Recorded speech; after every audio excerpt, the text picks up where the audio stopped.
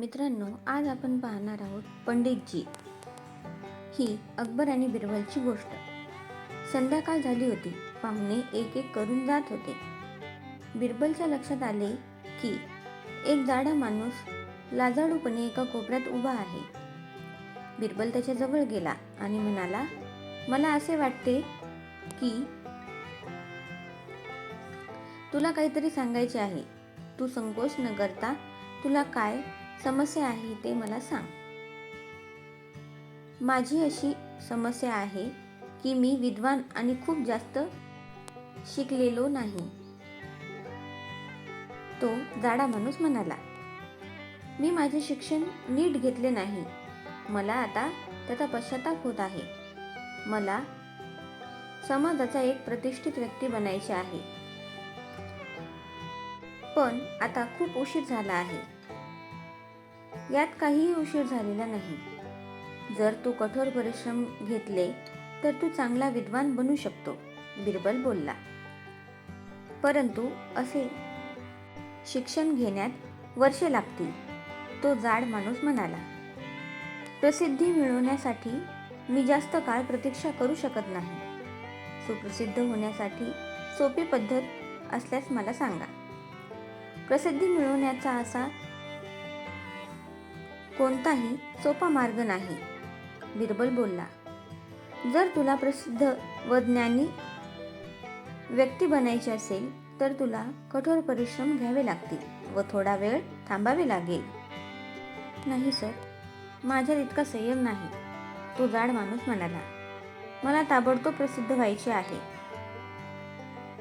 व पंडितजी म्हणून ओळख निर्माण करायची आहे. बिरबलला समजले की तो जाड माणूस फक्त पंडितजी म्हणून घेण्यास उत्सुक आहे. बिरबल बोलला, तुझ्यासाठी एक सोपी पद्धत आहे. उद्या मंडईजवळ तू प्रतीक्षा कर. माझे काही माणसं तिथे येतील व ते तुला पंडितजी म्हणून बोलवतील व ते पुन्हा पुन्हा तुला जोरात आवाज देतील. यामुळे मंडईतील सर्व लोकांचे लक्ष तुझ्याकडे जाईल. ते सुद्धा तुला पंडितजी म्हणून हाक मारायला सुरुवात करतील. ते नैसर्गिक आहे. परंतु हे नाटक तेव्हाच यशस्वी होईल जेव्हा तू लोकांनी पंडितजी आवाज दिल्यावर त्यांच्याकडे रागाने बघशील आणि त्यांच्याकडे दगड मारून फेकशील किंवा तुझ्या हातातील काठीने त्यांना पिटाळून लावशील.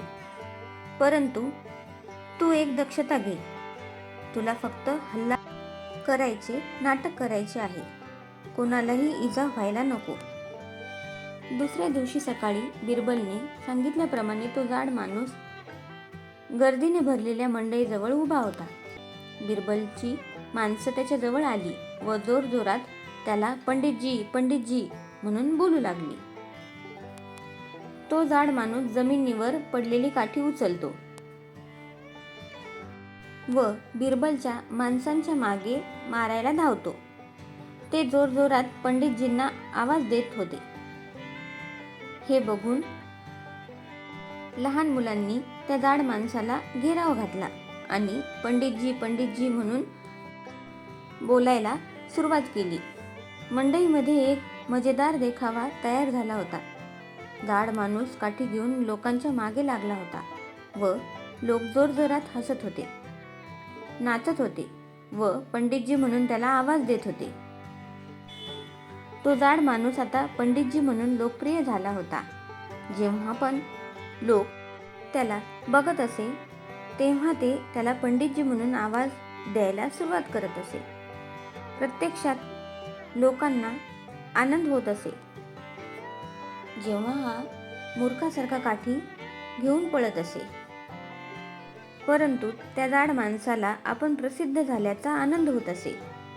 काही महिने गेल्यानंतर तो जाड माणूस कंटाळला व त्याला असे समजले की लोक आपल्याला आदराने पंडितजी बोलवत नाही तर ते चेष्टा म्हणून पंडितजी आवाज देतात.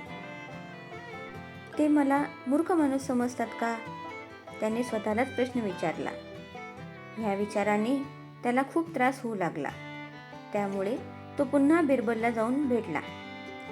मला फक्त पंडितजी म्हणून घेणे आवडले नाही. तो बिरबलला बोलला, काही दिवस लोक मला पंडितजी म्हणत, हे मला आवडले व त्याचा मला आनंद होत असे. परंतु मी आता कंटाळलो आहे. लोक माझा आदर करत नाही, ते फक्त मला चेष्टा म्हणून बघतात. जाड माणसाचे हे बोलणे ऐकून बिरबल हसला व बोलला, मी तुला बोललो होतो की तू जास्त काळपर्यंत विद्वान असल्याचे भासवू शकत नाही. तू जे नाही ते तुला लोक कसं काय म्हणतील? आता तू दुसऱ्या एका गावात जा व काही महिने तिथे थांब. जेव्हा तू परत येशील तेव्हा जे लोक तुला चेष्टा म्हणून पंडितजी असा आवाज देतील त्या लोकांकडे दुर्लक्ष कर. तू एक चांगला व विचारी माणूस म्हणून वाग. त्यानंतर लोकांना याची जाणीव होईल की तुला चेष्टा म्हणून पंडितजी बोलवण्यात काही अर्थ नाही व ते हळूहळू सर्व काही विसरतील. तो जाड माणूस बिरबलचा सल्ला पाळू लागला. जेव्हा काही महिन्यांनी तो दुसऱ्या गावातून आला तेव्हा लोक त्याला पंडितजी म्हणून आवाज देत व चिडवत असे, परंतु त्याने त्यांच्याकडे दुर्लक्ष केले. आता तो जाड माणूस लोकांच्या तोंडून स्वतःचे नाव ऐकून आनंदी झाला.